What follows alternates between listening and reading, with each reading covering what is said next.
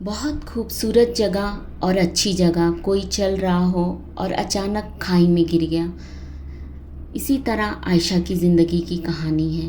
Welcome to शेखास best words.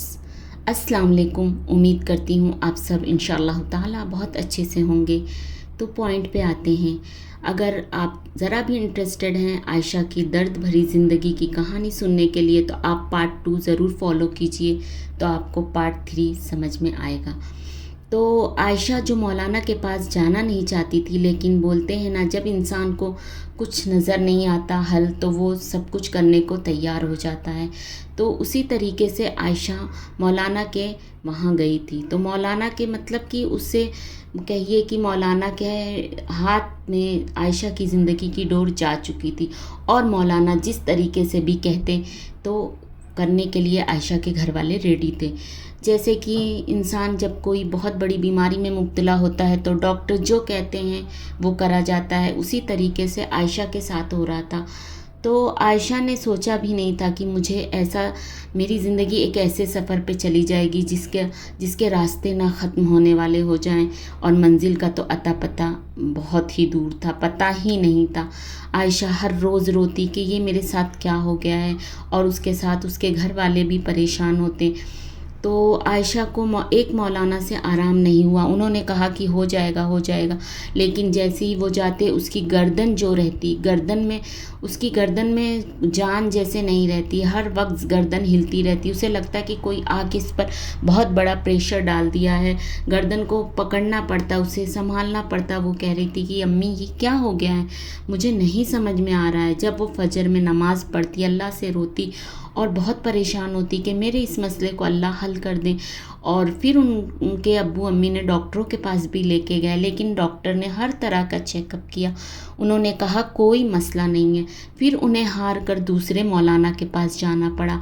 तो दूसरे मौलाना ने बहुत सारी डिमांड की, उनके अम्मी अब्बू ने पूरी की कि भाई ठीक है, जितना भी खर्चा है हम करेंगे, लेकिन हमारी बेटी सेहतयाब हो जाए।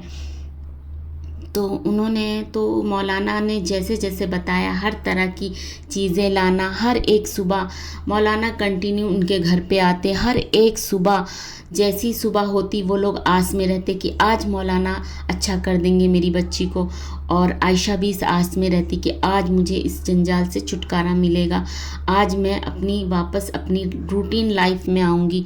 लेकिन नहीं, अल्लाह को क्या मंजूर था वो तो कोई नहीं जानता था। लेकिन ये सफ़र चल रहा था। मौलाना रोज़ आते, रोज़ बच्ची के बाल नोचे जाते, रोज़ अगरबत्तियाँ सुंघाई जाती, रोज़ कोयले का उनके घर में धुआं किया जाता। मतलब कि हर तरह की वो मौलाना लोग की जो ट्रिक्स रहती वो बच्ची पे मतलब फॉलो हो रही थी। बच्ची एकदम थक चुकी थी। आयशा ने लास्ट में कह दिया, जब उसका 3 महीना गुजर गया, 4 महीना यही सब प्रोसेस होता रहा उसके साथ, तो उसने कहा अम्मी अब्बू मैं थक चुकी हूँ, या तो मुझे कहीं ऐसी जगह सुला दीजिए, कहीं ऐसी जगह कर दीजिए जहाँ मुझे किसी का चेहरा नहीं देखना, मुझे ये सब से मुझे दूर जाना है। लेकिन लोग रोते और कहते कि नहीं, इंशाअल्लाह हल निकलेगा। तो और रिश्तेदारों ने तो कहना शुरू कर दिया था धीरे धीरे, जैसे वक्त आगे जा रहा था, कि बच्ची ठीक होने वाली नहीं है, बच्ची पागल हो गई है। लेकिन कहते हैं ना, माँ बाप अपने बच्चों का दर्द समझते हैं। माँ बाप ने हिम्मत नहीं हारी। आयशा के अब्बू डॉक्टर थे। आयशा के अब्बू ने कहा अगर मेरी बच्ची पागल होती तो मैं डॉक्टर हूँ, सबसे पहले तो मैं ही समझता, लेकिन मेरी बच्ची जब मौलाना आते हैं, दुआ पढ़ते हैं, तो वो उसके उरूज पे जाता है, वो बातें जो उसके साथ है, फिर वो बातें एकदम स्लो हो जाती है, फिर वो अंदर की तरफ चली जाती है। ऐसा लगता है कि हाँ बच्ची नॉर्मल हो गई है, लेकिन वो बीमार सी, वो मतलब उसके प्रेशर उसके चेहरे पे नज़र आता था, उसको हरदम दर्द, उसको इस तरीके का ख्वाब कि कभी वो सोच भी नहीं सकती थी कि मैं इस तरीके के ख्वाब से, इस तरीके की अजियत से गुजरूंगी।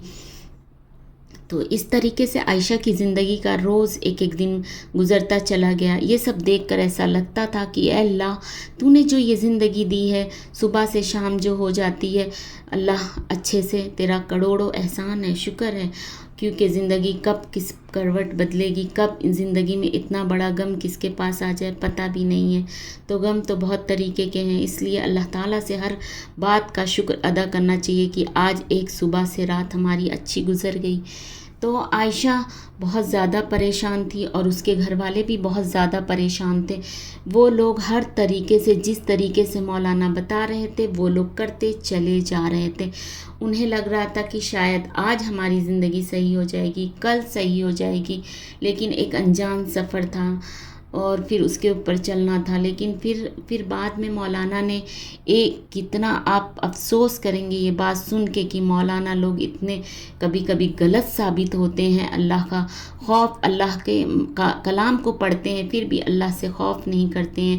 انہوں نے کیا کیا انشاءاللہ اگلے پارٹ میں ضرور سنیے. دعاؤں میں یاد رکھیے، کمنٹ کیجئے. اوکے، اللہ حافظ.